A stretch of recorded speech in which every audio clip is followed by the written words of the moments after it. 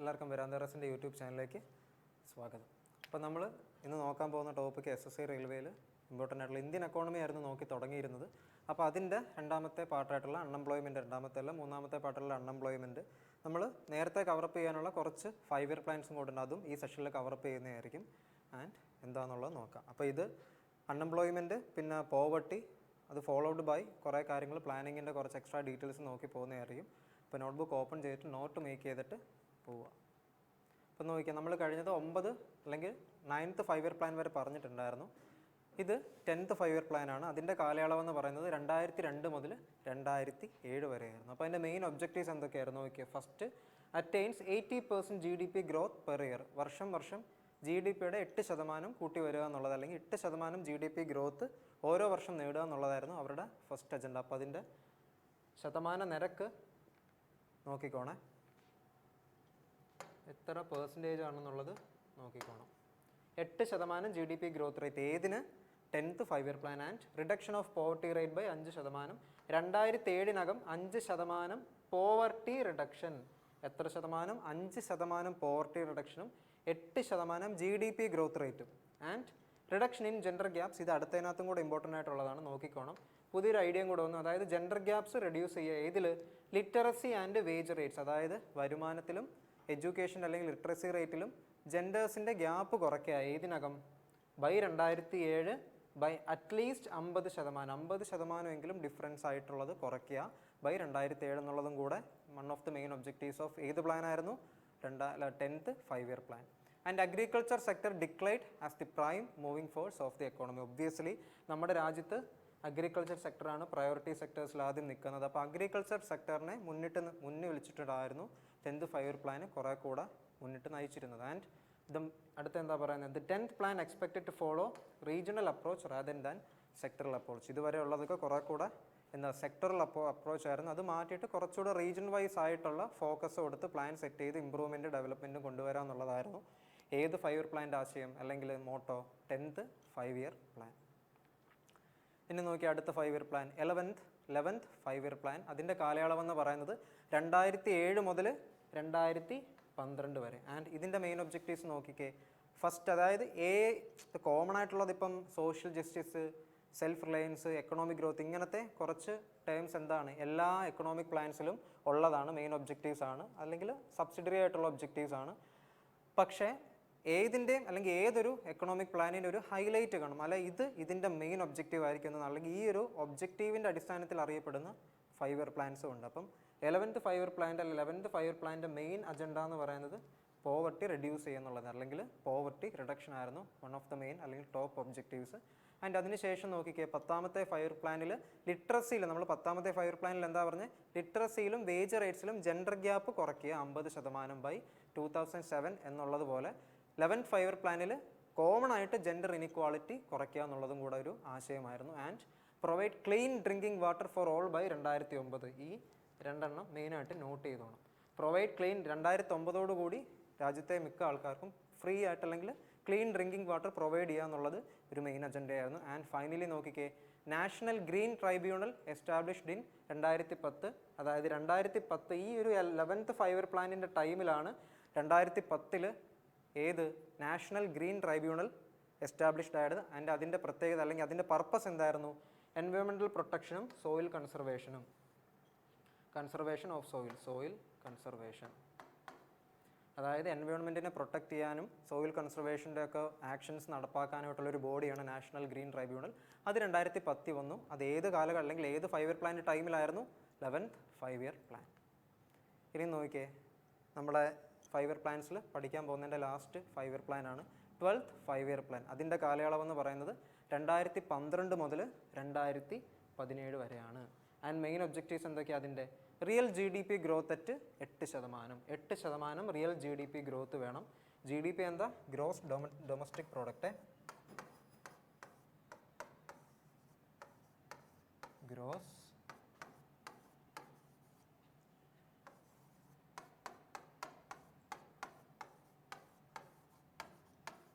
Domestic product. And GDP എന്താ?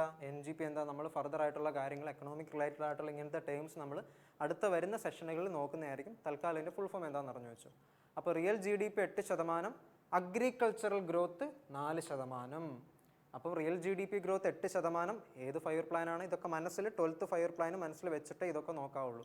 Real GDP growth 8%, agricultural growth 4%, manufacturing growth 8%. അപ്പം GDP growth 8%, agricultural growth 4%, and finally manufacturing growth 10% എന്നുള്ളതൊക്കെ എന്തായിരുന്നു? Main objectives of 12th year plan ആയിരുന്നു. And reduce IMR, infant mortality rate. IMRൻ്റെ full ഫോമാണ്. Infant mortality rate 25 എത്തിക്കുക അല്ലെ കുറയ്ക്കുക എന്നുള്ളതും 12th 5 ഇയർ പ്ലാനിൻ്റെ ഒരു മോട്ടോ ആയിരുന്നു, എയിം ആയിരുന്നു. And maternal mortality rate 1 and MMR to 1 എന്നുള്ളതും കൂടെ, അല്ലെങ്കിൽ മറ്റേണൽ മോർട്ടാലിറ്റി റേറ്റ് 1 എത്തിക്കുക എന്നുള്ളതും, പിന്നെ ഇൻഫൻറ്റ് മോർട്ടാലിറ്റി റേറ്റ് 25 എത്തിക്കുക എന്നുള്ളതും കൂടെ 12th 5 ഇയർ പ്ലാനിലെ ഒരു അജണ്ടയായിരുന്നു. And increase child sex ratio to 950. Child sex ratio 950 എത്തിക്കുക എന്നല്ലെങ്കിൽ ഇൻക്രീസ് ചെയ്യുക എന്നുള്ളതും കൂടെ ഈ 3 സംഭവങ്ങളും 12th 5 ഇയർ പ്ലാനിൻ്റെ ഭാഗമായിട്ടുള്ളതായിരുന്നു. And investment in infrastructure at 9% of GDP. അതായത് ഈ ഒരു 12th 5 ഇയർ പ്ലാനിൻ്റെ ടൈമിൽ അവരൊരു പ്ലാനും കൂടി ഇട്ടു. GDPയുടെ 9% ഇൻഫ്രാസ്ട്രക്ചറിന് വേണ്ടിയിട്ടുള്ള ഇൻവെസ്റ്റ്മെൻ്റ് ആയിട്ട് കണക്കാക്കണം, അല്ലെങ്കിൽ ഇടണം എന്നുള്ളതും കൂടെ ഇതിൻ്റെ ഭാഗമായിരുന്നു. അപ്പോൾ നമുക്ക് നെക്സ്റ്റ് ഇനി നമ്മൾ നോക്കാൻ പോകുന്ന അൺഎംപ്ലോയ്മെൻ്റ് ആണ്. അപ്പോൾ അതിന് മുമ്പ് നമുക്ക് ഇൻസ്റ്റിറ്റ്യൂട്ടിൻ്റെ കോച്ചിങ് സ്റ്റൈൽസ് എങ്ങനെയാണെന്ന് നോക്കാം. അപ്പോൾ ആദ്യം നിങ്ങൾക്ക് നമ്മുടെ 6th ലെവൽ പ്രാക്ടീസ് പ്രോഗ്രാമാണ്. അപ്പോൾ അതിൻ്റെ ആദ്യത്തെ ലെവൽ എന്ന് പറയുന്നത് ക്ലാസ്സസ് ആയിരിക്കും. ഓരോ വിഷയങ്ങളെ ഊന്നിക്കൊണ്ടുള്ള ക്ലാസ്സസ് ആയിരിക്കും. അതിനുശേഷം ആ റെസ്പെക്റ്റീവ് സബ്ജക്ട്സിൻ്റെ പ്രാക്ടീസ് സെഷൻ ആയിരിക്കും ഈ സർക്കിൾസ് എന്ന് പറയുന്നത്. അതായത് നിങ്ങൾക്കൊരു ടെസ്റ്റ് നടത്തി നിങ്ങളെ ഗ്രൂപ്പ്സ് ആക്കിയിട്ട് നിങ്ങൾക്ക് സ്റ്റഡി പാർട്ട്നേഴ്സിനെ പ്രൊവൈഡ് ചെയ്ത് നിങ്ങളുടെ കമ്പൈൻ സ്റ്റഡി പോലെ നിങ്ങൾ മെറ്റീരിയൽ വർക്കൗട്ട് ചെയ്യുക എന്നുള്ളൊരു ആശയവും, ഒപ്പം നിങ്ങൾക്ക് ഫർദർ ഡൗട്ട്സ് വരികയാണെങ്കിൽ നിങ്ങളുടെ ഡൗട്ട് ക്ലാരിഫിക്കേഷനായിട്ട് മെൻറ്ററും കാണും. അപ്പോൾ മെൻറ്റർ സപ്പോർട്ടും നിങ്ങൾക്ക് ഈ സെക്ഷനിൽ കാണും. Next is the extreme circle. അപ്പോൾ എക്സ്ട്രീം സർക്കിളിൽ കുറച്ചുകൂടെ മെയിൻസ് ലെവൽ ക്വസ്റ്റ്യൻസ് ആയിരിക്കും നിങ്ങൾക്ക് പ്രൊവൈഡ് ചെയ്യുന്നത്. അപ്പോൾ മെയിൻസിൻ്റെ ഒരു വർക്കൗട്ട് മെറ്റീരിയലും ഒപ്പം ക്വാളിറ്റി ക്വസ്റ്റ്യൻസ് നിങ്ങൾക്ക് അറ്റൻഡ് ചെയ്യാൻ കിട്ടും. അവിടെയും ഒരു എലിജിബിലിറ്റി ടെസ്റ്റിൻ്റെ അടിസ്ഥാനത്തിൽ ബേസിക് സർക്കിൾ കഴിഞ്ഞ് ഒരു എലിജിബിലിറ്റി ടെസ്റ്റ് കാണും. അതിൻ്റെ കട്ട് ഓഫ് പാസ്സായി മാത്രമേ നിങ്ങൾക്ക് എക്സ്ട്രീം സർക്കിളിൽ കയറാൻ പറ്റുള്ളൂ. അപ്പം എക്സ്ട്രീം സർക്കിളിൽ കയറി കഴിഞ്ഞാൽ അവിടെയും നിങ്ങൾക്ക് മെൻറ്റർ സപ്പോർട്ട് കാണും. സ്റ്റഡി പാർട്ട്നേഴ്സിനൊപ്പം കമ്പൈൻ സ്റ്റഡി എഫക്റ്റീവായിട്ട് കൊണ്ടുപോകാൻ പറ്റും.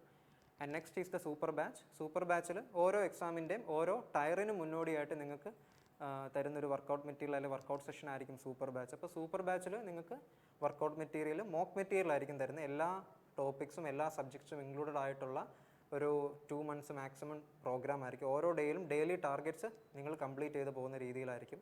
അവിടെയും നിങ്ങൾ സർക്കിൾസ് ആക്കി ഗ്രൂപ്പ്സ് ആക്കിയിട്ട് ഇരുത്തും. അപ്പോൾ നിങ്ങൾക്ക് എഫക്റ്റീവായിട്ട് ഡിസ്കസ് ചെയ്ത് പഠിക്കാം. ഒപ്പം നിങ്ങളുടെ ഡൗട്ട് ഫർദർ ക്ലാരിഫൈ ചെയ്യാനായിട്ട് മെൻറ്റർ സപ്പോർട്ട് ഡെഫിനറ്റ്ലി കാണും. And next is the real intensive program, അല്ലെങ്കിൽ റിപ്പ് എന്ന് പറയും. ഇപ്പോൾ എക്സാംസ് ഒക്കെ കഴിഞ്ഞ് നമ്മൾ വെറുതെ ഇരിക്കുകയാണെങ്കിൽ മോസ്റ്റ് ഓഫ് അല്ലെങ്കിൽ 90% ആൾക്കാരും പഠിക്കത്തില്ല, ഒരു പുഷ് ഇല്ലെങ്കിൽ. അപ്പോൾ അത് കവറപ്പ് ചെയ്യാനാണ് റിയൽ ഇൻറ്റൻസീവ് പ്രോഗ്രാം. അതായത് ആ പ്രോഗ്രാമിൽ ജോയിൻ ചെയ്യുമ്പോൾ നിങ്ങൾ ഓൾറെഡി ഇപ്പോൾ എക്സാംസ് ഒക്കെ ഇനി കുറേ നാൾ കഴിഞ്ഞിട്ടേ ഉള്ളൂ. അപ്പം പിന്നെ ആ ടൈമിൽ നിങ്ങളുടെ വർക്കൗട്ട് ചെയ്ത് വെച്ച് നിങ്ങളുടെ ലെവൽ ഡള്ളാവാതിരിക്കാൻ നിങ്ങളെ റിയൽ ഇൻറ്റൻസീവ് പ്രോഗ്രാം ഹെൽപ്പ് ചെയ്യും. ഒരു വർക്കൗട്ട് സെഷൻ ആയിരിക്കും real intensive program. And final stage is mock interview, especially IBPS PO bank PO എക്സാംസിന് വേണ്ടിയിട്ടുള്ള ഒരു മോക്ക് സെക്ഷനാണ്. അതായത് ഇൻ്റർവ്യൂ ഇതിൻ്റെ ലാസ്റ്റ് സ്റ്റേജാണ്. അപ്പം നമ്മൾ അതിൽ എങ്ങനെ പെർഫോം ചെയ്യുന്നതിൻ്റെ അടിസ്ഥാനത്തിലായിരിക്കും നമുക്ക് മെറിറ്റ് ലിസ്റ്റിൽ കയറാൻ പറ്റുന്നത്. അപ്പോൾ അതും ഇവിടെ പ്രൊവൈഡ് ചെയ്യുന്നതായിരിക്കും. ആൻഡ് SSC പോലുള്ള എക്സാംസിൻ്റെ ഡോക്യുമെൻറ്റ് വെരിഫിക്കേഷൻ അവയർനെസ്സും ലാസ്റ്റ് സ്റ്റേജായിട്ട് നിങ്ങൾക്ക് പ്രൊവൈഡ് ചെയ്യുന്നതായിരിക്കും. അപ്പോൾ നമുക്ക് 2 തരത്തിലുള്ള കോച്ചിങ് ഉണ്ട്, ഓഫ്ലൈനും ഉണ്ട് ഓൺലൈനും ഉണ്ട്. അപ്പം ക്യാമ്പസിൻ്റെ ഒരു ഇതിൽ പഠിക്കാൻ താല്പര്യമുള്ളവർ ഓഫ്ലൈനായിട്ട് ജോയിൻ ചെയ്യുക. കുറച്ചുകൂടി ഇൻവോൾവ് ആയിട്ടുള്ള പഠിത്തം ആണ് എനിക്ക് താല്പര്യം എന്ന് തോന്നുന്നവർ മസ്റ്റായിട്ട് ഓഫ്ലൈനിൽ ജോയിൻ ചെയ്യുക. അതല്ല ഓൺലൈനാണ്, വീട്ടിലിരുന്ന് തന്നെ പഠിക്കാനും അല്ലെങ്കിൽ കണ്ടീഷൻ അത്രയ്ക്ക് സാറ്റിസ്ഫൈഡ് അല്ലെങ്കിൽ വീട്ടിൽ ഇരുന്ന് പഠിക്കാൻ താല്പര്യമുള്ളവർ ഓൺലൈനിലും ഈ തന്നേക്കുന്ന നമ്പറിൽ കോൺടാക്ട് ചെയ്ത് ഇന്ന് തന്നെ പ്രിപ്പറേഷൻ സ്റ്റാർട്ട് ചെയ്യുക. ഓക്കെ, ഇനി നോക്കിയേ, ഇനി നമ്മൾ അടുത്ത ടോപ്പിക്ക് അൺഎംപ്ലോയ്മെൻറ്റ്, തൊഴിലില്ലായ്മ. അപ്പം പലതരത്തിലുള്ള അൺഎംപ്ലോയ്മെൻറ്റ്, ഇതൊക്കെ അതായത് എല്ലാ GK ഇപ്പോൾ പഠിക്കുമ്പോൾ മസ്റ്റായിട്ടും വർഷം നോക്കണം അല്ലെങ്കിൽ ആളുടെ പേര് നോക്കണം. അത് മാത്രമല്ല ഇമ്പോർട്ടൻ്റ്. കാരണം എക്കണോമിക്സിൽ എസ്പെഷ്യലി മലയാളത്തിൽ സാമ്പത്തിക ശാസ്ത്രം എന്നാണ് പറയുന്നത്. ബാക്കിയുള്ള സബ്ജക്ട്സിനെ പോലെയുള്ള ആക്ച്വൽ എക്കണോമിക്സ് അതിനൊരു ശാസ്ത്രമുണ്ട്, അതിനൊരു ടേംസ് ആൻഡ് ഫാക്ട്സ് ഉണ്ട്. അപ്പം അത് എന്താണെന്നുള്ളത് കൺസെപ്ച്വലി നോക്കിപ്പോയാൽ എസ്പെഷ്യലി ഇങ്ങനത്തെ ടൈപ്പ് ഓഫ് ക്വസ്റ്റ്യൻസ് ആയിരിക്കും നമുക്ക് ഏറ്റവും കൂടുതൽ തെറ്റിപ്പോകുന്നത്. കാരണം എന്താ, നമ്മൾ GK topic just SSC railway പഠിക്കുമ്പോൾ പിള്ളേർ കൂടുതലും ഫാക്ച്വൽ ആയിട്ടുള്ള കാര്യങ്ങൾ നോക്കുക, ഇന്ന വർഷം ഇന്ന നടന്നു ഇങ്ങനെ. അത് മാത്രമല്ല, അതാണ് ഓർത്തിരിക്കാൻ പാടെങ്കിലും ഇത് അങ്ങനൊരു സെറ്റ് ഓഫ് മൈൻഡ് സെറ്റിൽ പോയിട്ട് നമ്മൾ കൺസെപ്റ്റ് പഠിക്കാതെ പോകും. അങ്ങനെ പഠിക്കാതെ പോലെ എസ്പെഷ്യലി എക്കണോമിക്സിന് അങ്ങനെ ഒരു കുഴപ്പം വരാറുണ്ട്. സ്ട്രക്ചറൽ എംപ്ലോയ്മെൻറ്റ് എന്താണെന്നുള്ളത് ചിലപ്പോൾ ക്വസ്റ്റ്യന് തരും, എന്നിട്ട് ഓപ്ഷൻസ് ചെയ്ത് ഇത് ഏത് ടൈപ്പ് ഓഫ് എംപ്ലോയ്മെൻ്റ് ആണെന്ന് ചോദിക്കും. കാരണം ചിലതൊക്കെ ഒന്നിനൊന്ന് ബന്ധപ്പെട്ടും കൂടെ കിടക്കുന്നതായിരിക്കും. അപ്പോൾ അതിൻ്റെ കൺസെപ്റ്റ് ക്ലിയർ ആയില്ലെങ്കിൽ നമുക്ക് എളുപ്പമായിട്ടൊരു ക്വസ്റ്റ്യൻ ഡെഫിനറ്റ്ലി അറ്റൻഡ് ചെയ്യാൻ പറ്റാത്തതായിരിക്കും. അപ്പോൾ ഇനി അങ്ങോട്ട് ഇതെന്താണെന്ന് മനസ്സിലാക്കി പൊക്കോണം. നമ്മൾ ടൈപ്സ് ഓഫ് അൺഎംപ്ലോയ്മെൻ്റ് ആയിരിക്കും നോക്കുന്നത്. അപ്പം ആദ്യത്തേത് സ്ട്രക്ചറൽ അൺഎംപ്ലോയ്മെൻറ്റ്. എന്താണെന്ന് നോക്കി, associated with economic structure of the country. അതായത് സ്ട്രക്ചറൽ എംപ്ലോയ്മെൻ്റ് എന്ന് പറയുന്നത് ഒരു കൺട്രിയുടെ എക്കണോമിക് സ്ട്രക്ചറിനെ ഡിപ്പെൻഡ് ചെയ്ത് നിൽക്കുന്നതാണ്. കാരണം റാപ്പിഡ്ലി ഗ്രോയിങ്, ഇപ്പോൾ ഒരു കൺട്രിയിൽ നമ്മുടെ ഇപ്പോൾ കൺട്രി ഹൈലി പ്രൊഡക്റ്റീവ് ആണെങ്കിൽ, നല്ല പ്രൊഡക്റ്റീവ് കപ്പാസിറ്റി ഉള്ള കൺട്രിയാണ്, കുറേ കാര്യങ്ങൾ പ്രൊഡ്യൂസ് ചെയ്യുന്നു, അങ്ങനത്തെ വ്യാപാരമൊക്കെ നടക്കുന്നുണ്ടെങ്കിലും നമ്മുടെ ഒരു മെയിൻ കുഴപ്പം എന്ന് പറഞ്ഞാൽ നമ്മുടെ പോപ്പുലേഷനാണ്. അപ്പം റാപ്പിഡ്ലി ഗ്രോയിങ് പോപ്പുലേഷനാണ് ഇതിൻ്റെ ഒരു മൂല കാരണം. And this is of long run in nature. അതായത് ഇങ്ങനത്തെ തൊഴിലില്ലായ്മ കുറേ നാൾ നീണ്ടു നിൽക്കുന്നതായിരിക്കും. അപ്പോൾ ഒത്തിരി പേരുണ്ടെങ്കിൽ നമ്മുടെ രാജ്യം എഫിഷ്യൻ്റ് ആണെങ്കിൽ ആ പോപ്പുലേഷൻ്റെ ഒരു കുഴപ്പത്തെ അഡ്രസ്സ് ചെയ്യാൻ പറ്റിയില്ലെങ്കിൽ നമ്മൾ എത്രയൊക്കെ പ്രൊഡക്റ്റീവ് ആണെന്ന് പറഞ്ഞാലും കുറേ ആൾക്കാർ എന്തായാലും തൊഴിലില്ലാതെ നിൽക്കും. അപ്പോൾ അതാണ് സ്ട്രക്ചറൽ അൺഎംപ്ലോയ്മെൻ്റ് എന്ന് പറയുന്നത്. അപ്പോൾ അതിൻ്റെ മെയിൻ റീസൺ എന്താ? Rapidly growing population rate. ഇനി അടുത്തെന്ന് പറയുന്നത് അണ്ടർ എംപ്ലോയ്മെൻ്റ് ആണ്. അതെന്ന് പറയുന്നത് labourers who obtain work but their efficiency and capability are not utilised to their optimum. അതായത് അണ്ടർ എംപ്ലോയ്മെൻ്റ് എന്ന് പറഞ്ഞാൽ ഒബ്വിയസ്ലി എംപ്ലോയിഡ് ആയിട്ടുള്ള ആൾക്കാരാണ്, പക്ഷേ അവിടെ ഒരു അൺഎംപ്ലോയ്മെൻറ്റിൻ്റെ ഒരു ഗ്ലിംസ് വരുന്നുണ്ട്. കാരണം എനിക്ക് ജോലിയുണ്ട്, പക്ഷേ ഞാൻ എൻ്റെ കഴിവിനനുസരിച്ചോ അല്ലെങ്കിൽ ആ ഒരു റിക്വയർമെൻറ്റിൻ്റെ കമ്പനിയുടെയോ അല്ലെങ്കിൽ ആ ഒരു ഡെഡ് ലൈൻ മീറ്റ് ചെയ്യുന്നതിൻ്റെ ഒരു റിക്വയർമെൻറ്റിനനുസരിച്ച് ഞാൻ വർക്ക് ചെയ്യുന്നില്ലെങ്കിൽ നമ്മൾ അണ്ടർ എംപ്ലോയിഡ് ആണെന്ന് പറയും. അപ്പം അത് നോട്ട് ചെയ്തുകൊണ്ട് labourers who obtain work but their efficiency and capability are not utilised to their optimum. അപ്പോൾ അതൊരു എംപ്ലോയിൻ്റെ കഴിവ് മാക്സിമം ആ ഒരു ഓർഗനൈസേഷനിലോ അല്ലെങ്കിൽ ആ ഒരു എംപ്ലോയ്മെൻറ്റ് നടക്കുന്ന ഫീൽഡിലോ യൂട്ടിലൈസ്ഡ് ആയില്ലെങ്കിൽ അതിനെ അണ്ടർ എംപ്ലോയ്മെൻറ്റ് എന്ന് പറയും. ഇനി നോക്കിയേ, അടുത്തത് ഓപ്പൺ എംപ്ലോയ്മെൻറ്റ്, അൺഎംപ്ലോയ്മെൻറ്റ്. അപ്പോൾ ഇതാണ് ജനറലി നമ്മുടെ കൺട്രിയിൽ കണ്ടുവരുന്ന മറ്റേ ഫസ്റ്റ് അല്ലാതെ. When workers live without any work and they don't find any work to do they come under the category of open unemployment. അതായത് വർക്കേഴ്സ്, ഇപ്പം ഞാനിപ്പോൾ ജീവിക്കുന്നുണ്ട്, വീട്ടുകാർ എന്തെങ്കിലും തരുന്ന ചിലവിനായിരിക്കും ജീവിക്കുന്നത്, പക്ഷേ ഞാൻ വർക്ക് കണ്ടുപിടിക്കുന്നില്ല, അല്ലെങ്കിൽ എനിക്ക് വർക്ക് ഇല്ലാതായിരിക്കും ഞാൻ ജീവിക്കുന്നത്, ഞാൻ വർക്ക് കണ്ടുപിടിക്കാൻ താല്പര്യപ്പെടുന്നുമില്ല. അപ്പോൾ ഇങ്ങനത്തെ കാറ്റഗറി ഓഫ് ആൾക്കാരായിരിക്കും ഓപ്പൺ അൺഎംപ്ലോയ്മെൻറ്റിൽ വരുന്നത്. ഇതിനൊരു പെർഫെക്റ്റ് എക്സാമ്പിൾ എന്ന് പറയുന്നത് മൈഗ്രേഷനാണ്. അതായത് നമ്മുടെ റൂറൽ ഏരിയാസിൽ നിന്നും കുറച്ചുകൂടെ സിറ്റി അല്ല അർബൻ ഏരിയാസിൽ പോയിട്ട് എന്തെങ്കിലും ഒരു ജോലി കണ്ടുപിടിക്കുന്ന ഒരു പാറ്റേൺ ആയിരിക്കും ഓപ്പൺ അൺഎംപ്ലോയ്മെൻറ്റിൻ്റെ ഏറ്റവും വലിയ ഉദാഹരണം. അപ്പം എക്സാമ്പിൾ വെച്ചിട്ട് ഇത് ഏത് ടൈപ്പ് ഓഫ് അൺഎംപ്ലോയ്മെൻ്റ് ആണ് ആലോചിച്ച് വെച്ചോണം. നാലാമത്തേന്ന് പറഞ്ഞത് ഡിസ്ഗൈസ്ഡ് അൺഎംപ്ലോയ്മെൻ്റ് ആണ്. അതെന്ന് പറഞ്ഞാൽ if a person does not contribute anything in the production process. അതായത് ഓൾറെഡി ഞാൻ ജോലി ചെയ്യുന്നുണ്ട്, ഇതും ജോലി ചെയ്യുന്ന ഒരു കേസിൽ പറയുന്നതാണ്. ഞാൻ ജോലി ചെയ്യുന്ന വ്യക്തിയാണ്, പക്ഷേ ഞാൻ ആ പ്രൊഡക്ഷൻ പ്രോസസ്സിൽ ഞാൻ ഇനഫായിട്ടൊന്നും കോൺട്രിബ്യൂട്ട് ചെയ്യുന്നില്ല. ഇപ്പോൾ ഞാനൊരു കമ്പനിയിൽ വർക്ക് ചെയ്യുകയാണെങ്കിൽ അതിൻ്റെ ഉന്നമനത്തിനായിട്ടോ കാര്യങ്ങൾക്കായിട്ടോ ഞാനൊന്നും വലുതായിട്ട് ചെയ്യുന്നില്ല, ജസ്റ്റ് എന്തോ ചെയ്യുന്നു എന്തോ പോകുന്നു. അങ്ങനത്തെ ഒരു ടൈപ്പ് ഓഫ് മെൻറ്റാലിറ്റിയിൽ വർക്ക് ചെയ്യുന്ന ആൾക്കാരാണ് ഡിസ്ഗൈസ്ഡ് എംപ്ലോയിഡ് ആയിട്ടുള്ള ആൾക്കാർ. അപ്പോൾ അങ്ങനത്തെ കാറ്റഗറിയിൽ വരുന്നതാണ് ഡിസ്ഗൈസ്ഡ് അൺഎംപ്ലോയ്മെൻറ്റ്.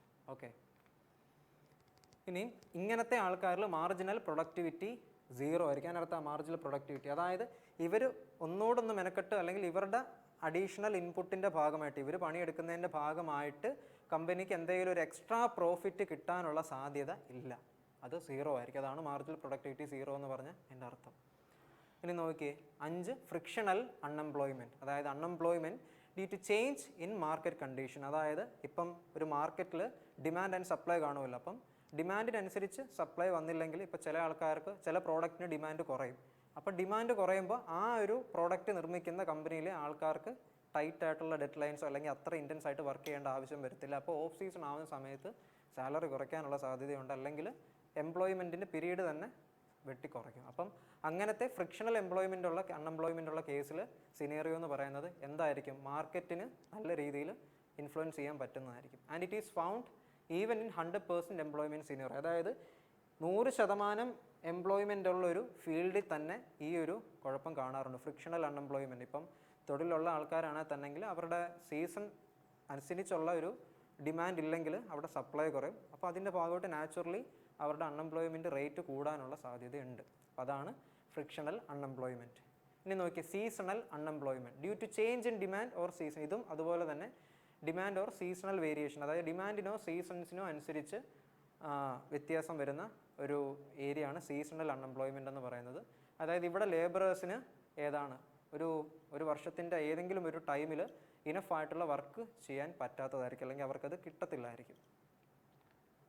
ഇനി നോക്കി, involuntary unemployment. If a person is ready to work at the prevailing wages rate in the market but unable to find the work. അതായത് എത്ര രൂപയ്ക്കായാലും ഞാൻ പണി ചെയ്യാനായിട്ട് റെഡിയാണ്, പക്ഷേ എനിക്ക് പണി കണ്ടെത്താനായിട്ട് പറ്റുന്നില്ല. അപ്പോൾ അങ്ങനത്തെ ഒരു ഇൻവോളണ്ടറി അൺഎംപ്ലോയ്മെൻറ്റ്. അതായത് ഇൻവോളണ്ടറി എന്ന് പറഞ്ഞാൽ എന്താ, ഈ വോളണ്ടിയേഴ്സ് എന്ന് പറഞ്ഞതിൻ്റെ അർത്ഥം എന്താ, സ്വന്തം താല്പര്യപ്രകാരം ഓരോ ആക്ടിവിറ്റീസ് ഏറ്റെടുക്കുന്ന ആൾക്കാർ, വോളണ്ടിയേഴ്സ് എന്ന് പറഞ്ഞാൽ അതായത് വോളണ്ടറിലി സ്വയം താല്പര്യപ്രകാരം ചെയ്യുന്നത്. ഇൻവോളണ്ടറി എന്ന് പറഞ്ഞാൽ താല്പര്യമില്ലാതെ, അതായത് ജോലി ചെയ്യാൻ എനിക്ക് താല്പര്യമൊന്നുമില്ല എങ്കിലും പോട്ടെ കിട്ടുന്ന പൈസയ്ക്ക് ഞാൻ ജോലി ചെയ്തോളാം എന്നുള്ള ആറ്റിറ്റ്യൂഡ് ഉണ്ടെങ്കിൽ കൂടി ജോലി കിട്ടാനുള്ള ഒരു വഴിയുമില്ല. And it is found even in 100% employment scenario. ഇതും എന്ത് 100% എംപ്ലോയ്മെൻറ്റ് സിനറിയോയിൽ ഉള്ള ആൾക്കാർ, അല്ലെങ്കിൽ എംപ്ലോയ്മെൻറ്റ് കിട്ടാത്ത അവസ്ഥ വരുന്നതാണ്. ആൻഡ് വോളണ്ടറി അൺഎംപ്ലോയ്മെൻറ്റ്, ഇത് നമ്മുടെ പ്രീവിയസിൻ്റെ കൂടെ കയറി വന്നതാണ്. ഇത് സീസണലിൻ്റെ ഇത് ഫ്രിക്ഷണലിൻ്റെ പോയിൻ്റാണ്, അത് നോട്ട് ചെയ്യേണ്ടത്. And voluntary unemployment. പിന്നെ ഇൻവോളണ്ടറിയുടെ നേരെ ഓപ്പോസിറ്റ് ആയിരിക്കുമല്ലോ. If a person chooses to not work either because they will not take the job with low pay or they are satisfied with the amount they receive from the government. അതായത് voluntary എന്ന് പറഞ്ഞാൽ എന്താ, എൻ്റെ താല്പര്യത്തിനൊരു വിലയുണ്ട്. അതായത് ഞാൻ work ചെയ്യാനായിട്ട് റെഡിയല്ല, I chooses to not work, ഞാൻ വർക്ക് ചെയ്യാൻ താല്പര്യപ്പെടുന്നില്ല അഡീഷണൽ ആയിട്ട്. കാരണം ഒന്നെങ്കിൽ എനിക്ക് ആ ഒരു വർക്കിൻ്റെ പേയ്മെൻറ്റും വേജസും ഒന്നും എനിക്ക് ലോ ആയതുകൊണ്ട് എനിക്ക് താല്പര്യമില്ല, അല്ലെങ്കിൽ എൻ്റെ റിക്വയർമെൻറ്റിനുള്ളതായിരിക്കില്ല. ഓർ എനിക്ക് വേറെ ഏതെങ്കിലും ഗവൺമെൻറ് വഴി കിട്ടുന്ന എമൗണ്ടോ അല്ലെങ്കിൽ എൻ്റെ കാര്യങ്ങൾ നടന്നു പോകാനുള്ളൊരു വകുപ്പ് അവിടെ കാണും. അപ്പം വോളണ്ടറി അൺഎംപ്ലോയ്മെൻ്റ് എന്ന് വെച്ചാൽ സ്വയമേ ഞാൻ ജോലി ചെയ്യാൻ താല്പര്യപ്പെടുന്നില്ല എന്നുള്ളതായിരിക്കും. ഇനി നോക്കിയേ, സൈക്ലിക്കൽ അൺഎംപ്ലോയ്മെൻറ്റ്. അതായത് ഇത് എവിടെ നിന്നാണ് വരുന്നതെന്ന് ചോദിച്ചാൽ results directly from cycles of economic up turns and down turns. It is the impact of economic recession. ഈ പോയിന്റ് നോട്ട് ചെയ്തോണം. അതായത് ഒരു കൺട്രിയിൽ എക്കണോമിക് അല്ലെങ്കിൽ ഒരു ഏരിയയിൽ എക്കണോമിക് റിസഷൻ വരുന്നതിൻ്റെ ഭാഗമായിട്ട് എക്കണോമിക് പെർഫോമൻസ് അപ്പ് ആവുന്നതിനും ഡൗൺ ആവുന്നതിനനുസരിച്ച് വരുന്ന ഒരു അൺഎംപ്ലോയ്മെൻറ്റ് ടൈപ്പാണ് cyclical unemployment. And national body, പിന്നെ ഒരു കാര്യം കൂടെ, ഇത് 2 അഡീഷണൽ പോയിൻറ്റ്സാണ്. നമ്മുടെ ടൈപ്പ് ഓഫ് അൺഎംപ്ലോയ്മെൻറ്റ് ഇവിടെ തീരുകയാണ്. ഇതല്ലാതെ ഈ അൺഎംപ്ലോയ്മെൻറ്റ് നോക്കുമല്ലോ, അതായത് നമ്മുടെ രാജ്യത്തെ അൺഎംപ്ലോയ്മെൻറ്റ് എങ്ങനെ, അല്ലെങ്കിൽ തൊഴിൽരഹിതർ എത്ര ഉണ്ട്, തൊഴിലുള്ള ആൾക്കാർ എത്ര ഉണ്ടെന്നൊക്കെയുള്ള സർവേ എടുക്കുന്ന ഓർഗനൈസേഷൻ. ഇതിനെ പറ്റി കൂടുതൽ പഠിക്കാനായിട്ടും സർവേ എടുത്തിട്ട് റിപ്പോർട്ട് തയ്യാറാക്കാനൊക്കെ ഉള്ള അധികാരം ആർക്കാണുള്ളത്? National sample survey office organisation ആയിരിക്കും, NSSO ആയിരിക്കും. ആൻഡ് ഇതിൻ്റെ ഹെഡ് ക്വാർട്ടേഴ്സ് എന്ന് പറയുന്നത് ഡൽഹി. അപ്പോൾ NSSOയുടെ ഹെഡ് ക്വാർട്ടേഴ്സ് ഡൽഹി ആയിരിക്കും. ആൻഡ് പിന്നെ അൺഎംപ്ലോയ്മെൻറ്റ് പറയുമ്പോൾ നമുക്ക് ഒരിക്കലും ഒഴിച്ചുകൂടാനാവാത്തൊരു സ്കീമാണ് മഹാത്മാഗാന്ധി. നമ്മൾ സ്കീംസിൽ പറഞ്ഞിട്ടുണ്ടായിരുന്നു. അതൊന്നും കൂടെ ആക്ച്വലി നമ്മൾ പഠിച്ച ഇമ്പോർട്ടൻറ്റ് സ്കീംസ് എല്ലാം എക്കണോമിക്സിൻ്റെ ടോപ്പിക്സ് ആണ്. അപ്പോൾ അത് എക്കണോമിക്സ് എടുക്കുന്നതിന് മുമ്പുള്ളൊരു ഇൻ്റർഫേസ് ആയിട്ട് ആക്ട് ചെയ്തു എന്നുള്ളത്. അപ്പോൾ ഇത് മസ്റ്റായിട്ടും പഠിച്ചോണം. Mahatma Gandhi national rural employment guarantee act, അതായത് MGNREGA, പാസ്ഡ് ഓൺ ഓഗസ്റ്റ് 23, 2005. അതായത് റൂറൽ ഏരിയാസിൽ എംപ്ലോയ്മെൻറ്റ് അല്ലെങ്കിൽ തൊഴിലവസരങ്ങൾ സൃഷ്ടിക്കുക എന്നുള്ളതിൻ്റെ ആശയവുമായിട്ട് ബന്ധപ്പെട്ട് ഇറങ്ങിയ ആക്റ്റാണ് Mahatma Gandhi national rural employment guarantee act. അത് ഏത് വർഷം ഇറങ്ങി? ഓഗസ്റ്റ് 23, 2005 അപ്പോൾ എംപ്ലോയ്മെൻറ്റ് പറയുമ്പോൾ ഡെഫിനറ്റ്ലി ഈ ആക്ട് നമ്മൾ പഠിച്ചിരിക്കണം. And the act was first proposed in 1991 by PV Narasimha Rao. അപ്പോൾ 1991 ഇങ്ങനൊരു ആക്ട് ഇറക്കണം എന്ന ആശയം ആദ്യം അവതരിപ്പിച്ചത് അല്ലെങ്കിൽ പറഞ്ഞത് PV നരസിംഹറാവോ ആയിരുന്നു.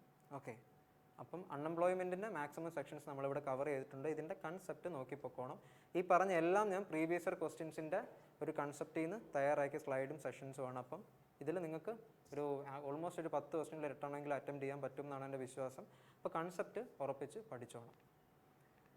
അപ്പോൾ നമ്മുടെ ഇന്നത്തെ സെഷൻ ഇവിടെ വൈൻഡപ്പ് ആവുകയാണ്. അപ്പോൾ next topic poverty of in India ആയിരിക്കും. അപ്പോൾ അങ്ങനെ കുറച്ച് പഠിച്ച് നമുക്ക് എക്കണോമിക്സ് ഉടനെ കവർ ചെയ്തിട്ട് നമുക്ക് പോളിറ്റി തുടങ്ങണം. അപ്പോൾ ഇന്നത്തെ സെഷൻ എല്ലാവർക്കും യൂസ്ഫുൾ ആയിട്ടെന്ന് വിചാരിക്കുന്നുണ്ട്. അപ്പോൾ അടുത്ത സെഷനിൽ പോവർട്ടി എന്ന് പറഞ്ഞ ടോപ്പിക്ക് വരെ കാണുന്നവരേക്കും ബൈ.